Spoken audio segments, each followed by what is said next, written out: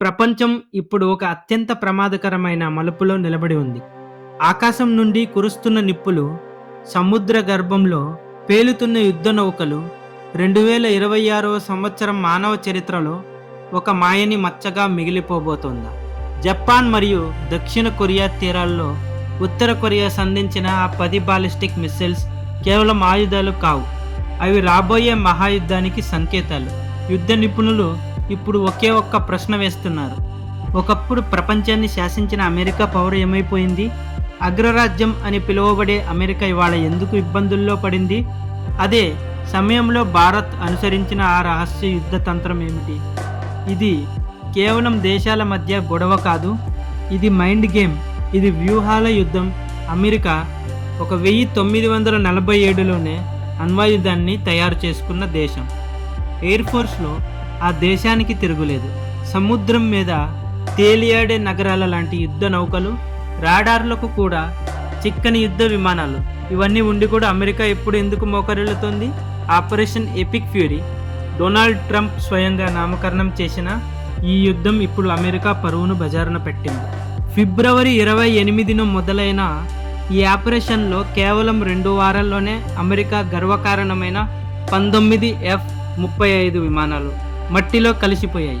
Iran లాంటి ఒక చిన్న దేశం, అసలు సరిగ్గా ఎయిర్ ఫోర్స్ కూడా లేని దేశం అమెరికా మీద ఇలాంటి దాడి ఎలా చేయగలిగింది? వ్యూహం లేని యుద్ధం ఎప్పుడూ వినాశనానికే దారితీస్తుంది. పెంటగన్లోని అధికారులు సైతం ఇవాళ తలలు పట్టుకుంటున్నారు. విమానాలు కుప్పలు తెప్పలుగా కూలిపోతున్నాయి. కేవలం ఫైటర్ జెట్స్ మాత్రమే కాదు, గాలిలోనే ఇంధన నింపే 6 రీఫ్యూలింగ్ ట్యాంకర్లు కూడా ఇరాన్ మిస్సైల్స్కు చిక్కాయి. ఈ నష్టం విలువ ఎంతో తెలుసా? $282 మిలియన్. అక్కడితో ఆగలేదు. $3 బిలియన్ విలువైన అత్యాధునిక MQ-9 రీపర్ డ్రోన్లు ఇవాళ తుక్కుతుక్కగా మారాయి. అమెరికా తన మిత్రదేశాలైన సౌదీ అరేబియా, కువైట్, ఖతార్లలో ఉన్న ఎయిర్ బేస్లను వాడకుండా పోయింది.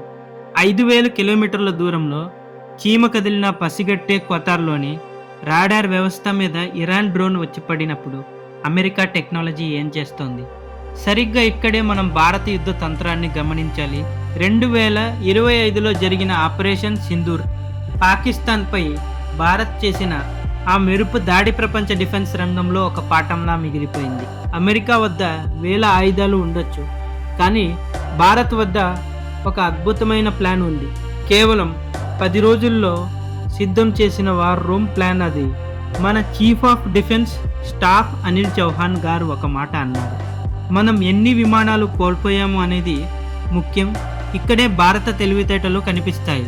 భారత్ మొదట కొన్ని డమ్మీ విమానాలను టార్గెట్ చేసేలా చేసింది.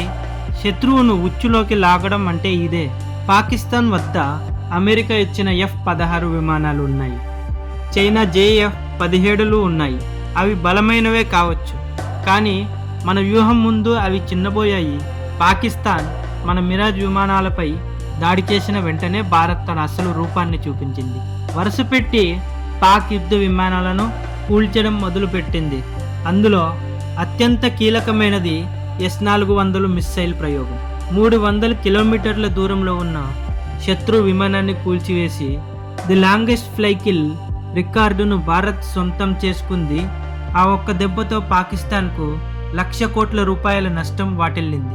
అమెరికాకు ఉన్న అహంకారం భారత్కు లేదు. భారత్ తన బుద్ధితో జయించాలని ఇరాన్తో మనం చమురు మరియు గ్యాస్ ఒప్పందాలు చేసుకుంటున్నప్పుడు అమెరికా మనల్ని శత్రు దేశంలా చూసింది. కానీ ఇవాళ అదే అమెరికా ఇరాన్ చేతుల్లో చిక్కి విలవిల్లాడుతోంది.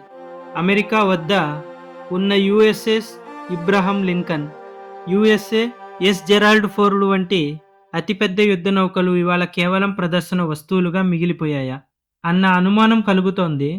ప్లానింగ్ లేని యుద్ధం ఎంత పెద్ద దేశాన్ని అయినా ఎలా దెబ్బతీస్తుందో అర్థమవుతుంది. యుద్ధం అంటే కేవలం బాంబులు వేయడం కాదు.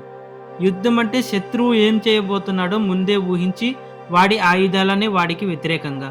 భారత్ అదే చేసింది.